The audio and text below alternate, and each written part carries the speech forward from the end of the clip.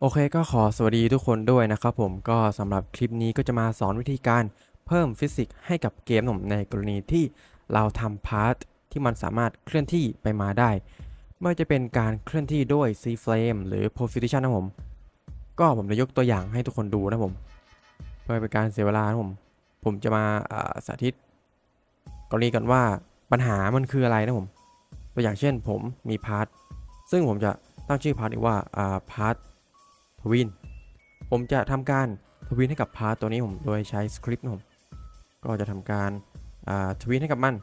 โดยขั้นแรกที่เราจะทำการทวีตเนี่ยเราต้องมีการเรียกใช้ตัวสวิตที่ชื่อว่าทวีนเซอร์วิสก่อนนะผมเท่ากับเกมแล้วก็ get service เป็นเจ้าตัวของทวีนเซอร์วิสนะผมจากนั้นเราก็จะมีการกำหนดถึงเจ้าตัวพาร์ทที่เราต้องการให้มันทวีนั่นเองก็เป็นพาร์ทเท่ากับ script.parent เพราะว่าเจ้าตัวสคริปต์ของเรานั้นอยู่ใน parent อยู่ในเจ้าตัวของ path twin ก็ path twin เป็น parent จากนั้นก็ให้ทุกคนทำการกำหนดเจ้าตัวของ twin info หรือสไตล์รูปแบบในการเคลื่อนที่นะครับก็สร้างเป็นตัวแปรนะครับเป็น twin info เป็นpath แล้วกันเนาะ twin info path ก็กำหนดให้ twin info new นะก็ผมจะให้มันเคลื่อนที่ในระยะเวลาประมาณ5วินาทีนะผมโดยกำหนดให้รูปแบบ enum easing style ให้อยู่ในรูปแบบของcubic นะผมจากนั้นก็ enum easing direction ให้อยู่ในรูปแบบของ in out นะผมก็ไม่ใช่เป็น easing style direction ผม sorry เอาเป็น in out นะผมก็คือ in out เนี่ยมันก็ในตอนที่มันทวินเข้าแล้วก็ทวินออกความเร็วก็จะเหมือนกันถ้าเป็นแค่ in มันก็จะเข้าไวออกช้าเป็น out ก็เข้าช้าออกไวน่าจะประมาณนี้นะไม่แน่ใจว่าผู้ผิดหรือเปล่าโอเคเราก็ทำการกำหนดให้มันเล่นซ้ำนะผมก็จะเป็นใส่พารามิเตอร์ลบ1เข้าไปก็คือเป็นจำนวน repeat count ก็คือจำนวนว่าเราต้องการให้มันเล่นซ้ำในการทวีนี้กี่รอบตัวอย่างเช่นถ้าเกิดว่าทุกคนใส่5มันก็จะเล่นซ้ำอันเดิมแบบเนี้ย5ครั้งเท่านั้นแล้วก็หยุดเลยแต่กรณีนี้ผมอยากให้มันเล่น Infinity ก็คือเล่นแบบไม่มีที่สิ้นสุดแล้วก็ใช้เป็น-1นะผมต่อมาเป็น reserve boolean ก็คือเราต้องการให้มัน reverse ก็คือกลับไปยังตำแหน่งเดิมที่มันทำการทวีนมาก่อนหน้านี้หรือไม่หรือเปล่าถ้าเกิดทุกคนอยากให้มันทวีนกลับไปมาก็ให้ตั้งเป็น true แต่ถ้าไม่ต้องการก็เป็น false ซึ่งตอนนี้เราต้องการให้มันทวีนไปมาก็เป็น true ส่วนพารามิเตอร์สุดท้ายเนี่ยก็จะเป็น delay ก็คือถ้าเกิดให้มันทวีนซ้ำเนี่ยต้องการเพิ่ม delay ไหมอาจจะแบบทวีนไปปุ๊บรอ5วินาทีแบบนี้แล้วก็ทวีนกลับหรือไม่ต้องรอทวีนเสร็จแล้วก็ทวีนกลับได้เลยก็ไม่ต้องใส่อะไรเลยประมาณนี้ก็เสร็จสิ้นไปเรียบร้อยในการกำหนดของทวีนอินโฟให้กับเจ้าพาร์ทในการทวีนนั่นเองก็มีทั้งเวลารูปแบบก็เป็นคูบิกก็สไตล์ก็ให้เป็น in out แล้วก็ไม่มีที่สิ้นสุด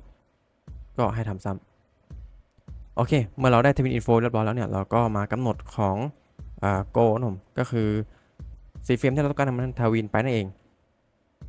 ก็คือโกก็เป็นตำแหน่งที่เราต้องการให้มันเคลื่อนที่ไปนั่นเองผมก็จะประกาศเป็น local go font แบบนี้แล้วกันเนาะก็เท่ากับเป็น cframe เท่ากับเจ้าตัวของ path นะผม dot cframe ผมจะใช้เป็น cframe นะผมก็คูณกับ cframe dot new ก็ให้มันเคลื่อนที่ไปข้างหน้าในระยะ10แล้วกันเนาะส่วนแกน y แกน z เนี่ยผมไม่ต้องการเพราะผมต้องการให้มันเคลื่อนที่ไปแค่ด้านหน้าเท่านั้นโอเคหลังจากนั้นเนี่ยเราก็มากำหนดเป็นการเซตทวินแล้วกันเนาะชึบก็ให้ทุกคนทำการสร้างตัวแปรในการทวินขึ้นมาทวินเพลย์ผมเท่ากับทวินเซอร์วิสก็คือเรียกเจ้าตัวเซอร์วิสที่เราเรียกไปก็ทำการ create จากนั้นก็ทำการประกาศถึงเจ้าพาร์ทที่เราต้องการให้มันทวินแล้วก็กำหนดถึงรูปแบบทวินอินโฟที่เราได้สร้างไปก็คือกำหนดเวลาก็รูปแบบในการทวินนั่นเองจากนั้นก็เป็นซีเฟรมที่เราต้องการให้มันทวีนไปในนัดที่นี้เราก็สร้างในเจ้า go front ก็คือทวีนไปข้างหน้า10โอเคเรามาลองเพลย์กันเลยก็จะเป็นการยกตัวอย่างไปในตัวเลยนะผมปุ๊บตอนนี้ก็จะพาร์ทนี้ก็จะทำการทวินไปมานะผม ซึ่งปัญหาที่ผมจะบอกให้กับทุกคนฟังก็คือ ถ้าเกิดผมขึ้นไปยืนบนพาร์ทเนี่ยตามหลักความเป็นจริงหรือฟิสิกส์เราใช่ไหมเราต้องขยับตามกับพาร์ทปุ๊บเห็นไหมทุกคนจะสังเกตว่าตัวผมเนี่ยไม่ได้ขยับตามเจ้าพาร์ทเลยจะมีแค่เจ้าพาร์ทเท่านั้นที่มันถูกขยับไปแต่ตัวผมก็จะยืนอยู่กับที่บนอากาศแล้วก็ตกลงมาซึ่งเพราะว่า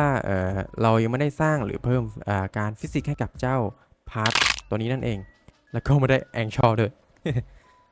ก็คือตัวเนี้ยมันเป็นการทวีนเฉพาะเจ้า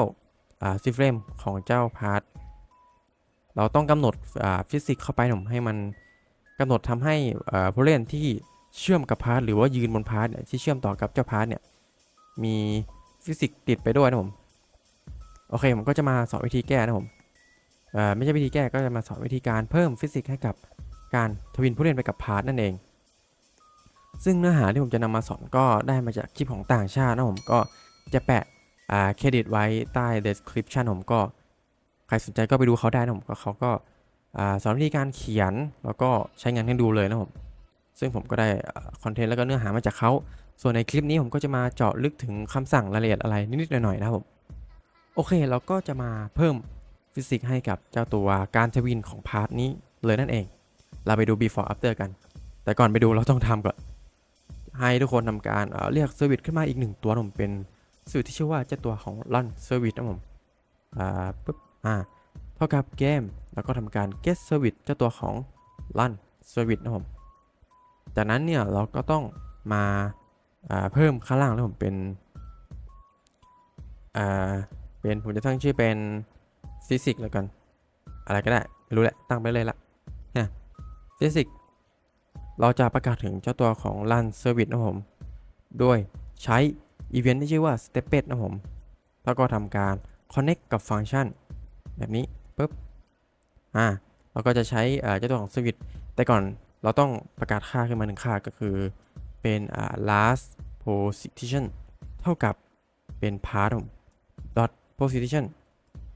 ก็คือเจ้าตัวแปร last position เนี่ยก็จะเก็บตำแหน่งสุดท้ายของเจ้า part position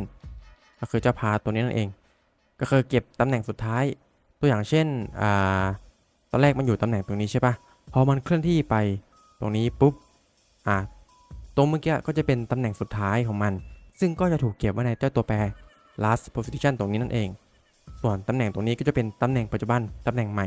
ที่เกิดขึ้นมาใหม่นั่นเองเราก็จะไปกำหนดใหม่ในเจ้าตัวของ run service stepped นั่นเองนี่ก็ยกตัวอย่างไปทีละบรรทัดนะครับต่อมาเจ้าตัวของ run service ก็จะเป็นบริการที่อัปเดตตามเวลาในเกมของRoblox ของเรานั่นเองซึ่งก็จะเป็นการอัปเดตตามค่าเฟรมต่างๆในเกมผมซึ่งเอามาใช้ควบคุมกับพวกฟิสิกส์ต่างๆภายในเกมนั่นเองก็เอามา connect กับเจ้าตัว event ของ stepped นะผมก็จะถูกเรียกทุกครั้งผมที่มีการอัปเดตเฟรมภายในเกมเพื่อที่เราจะใช้ในการคำนวณค่าฟิสิกส์ได้อย่างแม่นยำนั่นเองตรงช่องพารามิเตอร์ตรงนี้เราก็จะใส่ตัวแปรที่ชื่อว่า delta time นะผมก็จะเป็นตัวแปรที่ใช้ในการเก็บเวลาในเป็นน่าจะเป็นหน่วยวินาทีนะผมเดี๋ยวผมจะลองพิมพ์ให้ทุกคนดูนะซึ่งมันจะเก็บเวลาเป็นหน่วยวินาทีที่มันผ่านไปแต่ละเฟรมไม่ว่าจะเป็นเฟรมปัจจุบันแล้วก็เฟรมก่อนหน้าผมก็เราจะเอาค่าตัวเนี้ยไปคำนวณเพื่อหาฟิสิกส์แล้วก็ค่าต่างๆที่เราจะใช้ในการสร้างฟิสิกส์นั่นเองผมก็จะพิมพ์ให้ดูเนาะว่ามันจะเป็นแบบไหนโอเคเราก็จะลองพิมพ์เจ้าตัวเดลต้าไทม์นั่นเองมาดูกันเห็นไหมมันก็จะเป็นเวลาในแต่ละเฟรมภายในเกมที่มันอัปเดตอยู่ตลอดเวลานะผมก็จะเห็นค่าตัวเลขมันจะเป็นหน่วยวินาทีทั้งนั้นเลยนะผมซึ่งก็จะมีการอัปเดตอยู่ตลอดเวลาเลยนะครับผมซึ่งก็ไม่มีที่สุดครับมันจะอัปเดตไปตลอดทุกเฟรมนี่ก็จะเป็นเจ้าตัวของ Data Time ที่เราจะเอามาใช้ในการคำนวณนั่นเองโอเคจากนั้นเนี่ยในตัวแปรนี้เราก็จะสร้างตัวแปรที่มีชื่อว่าcurrent position เท่ากับ part dot position นะผมคนก็สงสัยว่าทำไมมันก็เก็บ part position เหมือนกันแต่อย่างที่บอกไปในเงื่อนไข run service เนี่ยมันจะทำการอัปเดตใน event stepped ทุกๆเฟรมทุกๆ2เฟรมนี่แหละก็คือมันจะมีการอัปเดตค่าปัจจุบันอยู่ตลอดเวลาซึ่งก็หมายความว่าเจ้าตัวแปร current position เนี่ยมันคือการเก็บตำแหน่งของเจ้าตัว part เจ้าตัวเนี้ยในตำแหน่งปัจจุบันนั่นเองซึ่งอันเนี้ยคือเก็บตำแหน่งสุดท้ายหรือตำแหน่งก่อนหน้าเช่น อันนี้ปุ๊บเคลื่อนที่มาตรงนี้เป็นใหม่ละอันนี้คืออันเก่านะสีแดงคือตำแหน่งสุดท้ายก็จะถูกเก็บในตัวแปร last position ตรงนี้ส่วนมันขึ้นมาตรงตำแหน่งใหม่ตรงนี้แล้วเนี่ยก็จะถูกเก็บในเจ้าตัว current position ใหม่แทนก็คือเป็นตำแหน่งปัจจุบันนั่นเองหวังว่าจะเข้าใจนะทุกคนโอเคจากนั้นเนี่ยเมื่อเรามีตำแหน่งปัจจุบันกับตำแหน่งสุดท้ายแล้วให้ทำการสร้างตัวแปรที่ชื่อว่าdelta position เท่ากับนำตำแหน่งปัจจุบันไปลบกับตำแหน่ง last point ก็คือlast position เป็นตำแหน่งสุดท้ายก็คือเราจะหาค่าระยะที่มันแตกต่างกันโดยนำค่าปัจจุบันเนี่ยไปลบกับค่าตำแหน่งสุดท้ายแล้วก็จะได้ค่าที่เราคำนวณออกมาเก็บไว้ในตัวแปร delta position นั่นเองเพื่อนำไปใช้ในการคำนวณครั้งต่อไปโดยตัวแปรต่อไปเราก็จะกำหนดเจ้า local เป็น velocity ก็คือ velocity เท่ากับเจ้าตัวของ delta time เป็น delta time แหละแต่เป็น delta position ก่อนเอามาหารกับเจ้าตัว delta time ก็คือเอาค่าที่เรานำมาบวกลบกันตรงนี้แล้วก็คือเอาตำแหน่งปัจจุบันลบกับตำแหน่งสุดท้ายก็ได้ค่ามาอยู่ในตัวแปร delta position จากนั้นก็เอาไปหารกับระยะเวลาใน delta time ที่เราใส่ในservice นั่นเองเพื่อคำนวณหา velocity นั่นเองโดยเจ้าตัว velocity เนี่ยเราจะเอาไปใช้ในการกำหนดการเคลื่อนที่ในวัตถุเชิงเส้นให้กับเจ้าตัวพาร์ทของเรานั่นเองเพื่อเป็นการสร้างฟิสิกส์ประมาณนี้โอเคต่อไปผมก็ให้ทุกคนทำการประกาศถึงเจ้าตัว part dot assembly คือเป็นการกำหนดการเคลื่อนที่ในวัตถุเชิงเส้น